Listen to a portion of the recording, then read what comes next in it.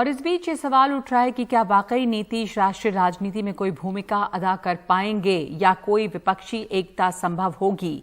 इस बारे में शिवसेना नेता प्रियंका चतुर्वेदी से बात की है हमारे सहयोगी हिमांशु शेखर मिश्रा ने।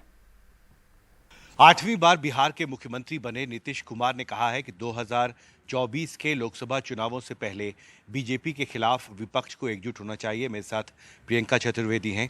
एक और कोशिश की बात नीतीश कुमार कर रहे हैं, आपको लगता है उसकी संभावना है राष्ट्रीय स्तर?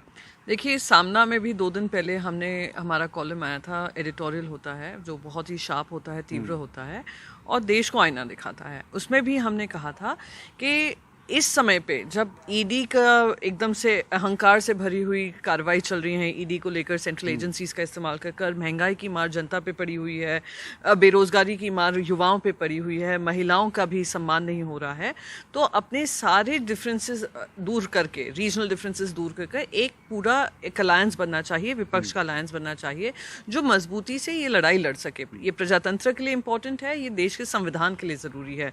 तो हमारा भी यही मत है। शिवसेना कोई भी विपक्ष की लड़ाई रही हो प्राइस राइज को लेकर या कोई भी ऐसे जनता से जुड़े मुद्दे की, हम वो लड़ाई लड़ रहे हैं।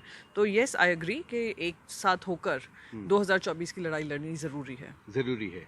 कॉमन मिनिमम प्रोग्राम होना चाहिए, तृणमूल कांग्रेस की तरफ से कहा गया है, क्योंकि आपको एक स्थायी मंच बनाना होगा। ये बात तृणमूल कांग्रेस की तरफ से नहीं, महाविकास अघाड़ी भी जो बना था वो इसी उसमें सोच में बना था कि संविधान और प्रजातंत्र के उसूलों का पालन कर एक कॉमन मिनिमम प्रोग्राम बनेगा जहाँ पे जो भी आइडियाज़ आपके अपने रीजन को लेकर हैं वो आप चलाएं, पर एक कॉमन एजेंडा तैयार हुआ और उस कॉमन एजेंडा के अनुसार आपने देखा कि काफ़ी सक्सेसफुल फॉर्मूला रहा, जहाँ पर कोविड के कार्यकाल में अगर महाराष्ट्र ने प्रगति, उन्नति और साथ साथ कोविड की महामारी से अच्छा रखाव किया और साथ ही साथ मुख्यमंत्री जी तो मोस्ट पॉपुलर चीफ मिनिस्टर्स में माने गए, तो मानती हूँ it is a good idea to take forward कि कॉमन मिनिमम प्रोग्राम बनाएं और उसके अंतर्गत सारे पार्टीज उसमें कमिटेड रहें और एक मत से, एकजुट से, एक आवाज़ से लड़ाई लड़ें। जी, हमेशा ये भी सवाल उठता है कि अगर विपक्ष को एक मोर्चा बनाना है तो उसका नेतृत्व कौन करेगा, किसके नेतृत्व में ये मंच बनाया जाएगा? आपको लगता है नीतीश कुमार एक लीडर हो सकते हैं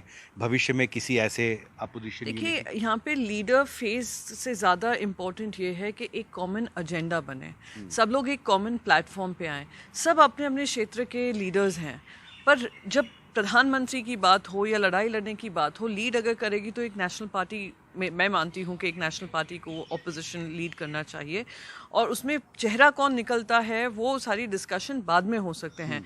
अभी चेहरे की लड़ाई नहीं है, अभी हम सभी के प्रजातंत्र के उसूलों की लड़ाई है, अभी हम सभी के संविधान की लड़ाई है, हमारी जो जिस तरीके से इंडिया का ईथोस रहा है उसकी लड़ाई है। हर राज्य की, हर रीजन की अपनी अपनी मान्यताएं हैं, अपने अपने फॉलोइंग है, अपनी अपनी भाषाएं हैं, खाने पीने का तौर तरीका है।